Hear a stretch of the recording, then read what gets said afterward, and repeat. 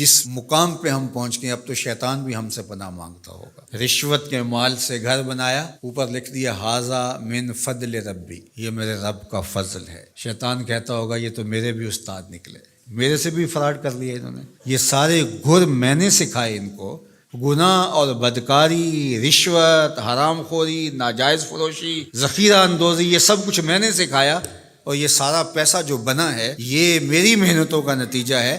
تو اوپر اس نے میرے سے بھی فراڈ کر دیا، لکھ دیا ھذا من فضل ربی، یہ میرے رب کا فضل ہے۔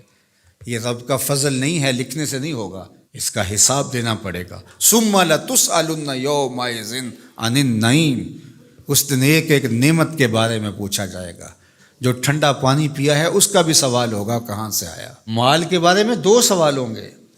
حدیث پاک میں آتا ہے لا تزول قدم عبد یوم القیامہ حتی یسأل عن 4، قیامت کے دن اللہ بندے کے قدم اپنے سامنے سے ہٹنے نہیں دے گا جب تک اس سے 4 سوال نہیں پوچھ لے گا۔ عن عمرہ فیما افناہ، عمر کے بارے میں پوچھے گا کہاں گزاری۔ عن شبابہ فیما ابلاہ، اس کی جوانی کے بارے میں پوچھے گا کہ جوانی بسر کہاں کی، جوانی کے ایام کیسے گزارے، مستانی ہوتی ہے۔ اللہ اکبر، تیری وہ مست جوانی چوکوں چوراہوں میں گزری یا تہجد کے سجدوں میں گزری؟ اور مال کے بارے میں 2 سوال ہیں، وہ کیا؟ مال کمایا کہاں سے اور مال خرچ کہاں کیا؟ اور چوتھا سوال علم کے حوالے سے ہوگا کہ اس پر عمل کہاں تک کیا۔